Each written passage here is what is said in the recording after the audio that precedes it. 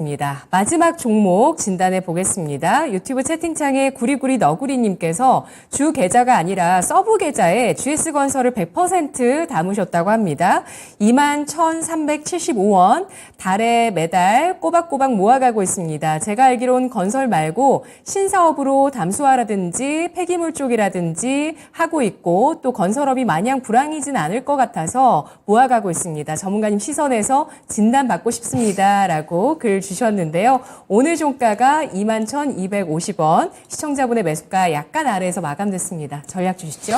이분이 그분인지는 모르겠어요. 제가 한 1년 좀 안 된 것 같은데 어떤 분이 낮에 우리 진단 프로그램 또 있거든요. 거기에 나오셔가지고 언젠가 금리 인상 되지 않겠습니까? 금리 인하가 되지 않겠습니까? 그러면 나는 주가는 이면을 봐야 되니까 반대로 생각을 해서 좀 모아가게 하신 분이 있었거든요. 이분하고 좀 비슷하신 것 같거든요. 그리고 이제 이분은 신사업 부분도 조금 봐야 되지 않냐. 국내 건설 경기는 별로 안 좋은데 해외라든지, 그 다음에 제가 봤을 때는 담수화라고 말씀하신 수처리 시설에 관해서 이야기를 하신 것 같거든요.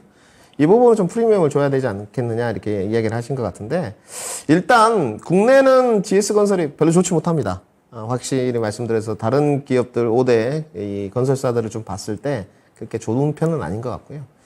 수처리 시설에 대한 프리미엄은 줄 수 있겠죠. 그런데 건설이 그런 걸로 움직이는 것 같지는 않습니다. 저는 뭐라고 말씀을 드리고 있냐면, 방송에 나와서도 국내 부동산의 가격을 잡는 것은 국내 금리가 아니라고 말하는 쪽입니다. 미국 금리가 국내 부동산 가격을 잡는다고 보는 쪽이거든요. 그래서 건설업의 반등 모멘텀은 저는 금리라고 보는 쪽입니다. 그래서 신사업 부분에 대한 프리미엄이 입혀진다고 해서 GS건설에 대한 주가 퍼포먼스가 나오지는 않을 것 같고요.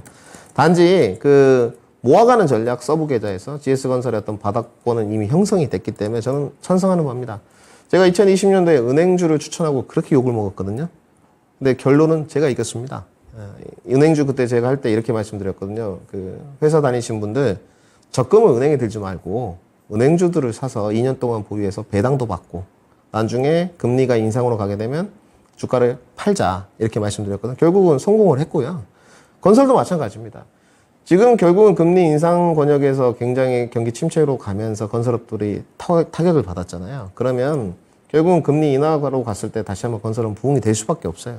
저는 그래서 지금 모아가시는 부분에 관한 건 어느 정도 찬동을 하고요.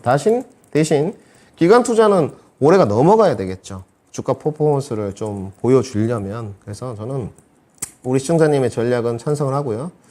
기관 투자를 2년 정도 해갔을 때, 과연 건설업들 밸류적인 부분은 워낙 싸니까 프리미엄이 어디까지 줄 수 있냐, 이 부분인 것 같은데, 저는 프리미엄은 성장주에게 주는 게 맞다고 생각이 들고, 저는 적정, 가치 평가를 받았을 때 GS건설이 3만원에서 3만 5천원까지는 가야 된다고 보는 쪽이거든요. 그래서 저는 반등 목표가 단기적으로 봤을 때도 3만원이 맞지 않겠냐. 그리고 추가적으로 2년 동안 더 보유를 하시면 훨씬 퍼포먼스는 더 많이 나올 거예요. 3만 5천원 권역까지. 그래서 지금 목표 주가를 드릴 수는 없습니다만은 모아가는 전략에 관해서는 나쁘지 않다. 이렇게 정리를 해드리겠습니다. 네, 알겠습니다. GS건설에 대해서 아주 딱 무 자르듯이 주가의 움직임의 변수를 꼽아주셨습니다. 신사업이 아니라 금리 변수라고 판단하고 있고요. 금리 인하 수혜주인 건설주 가운데 GS건설 모아나가는 전략 찬성하면서 목표가 3만 원에서 3만 5천 원 제시했습니다.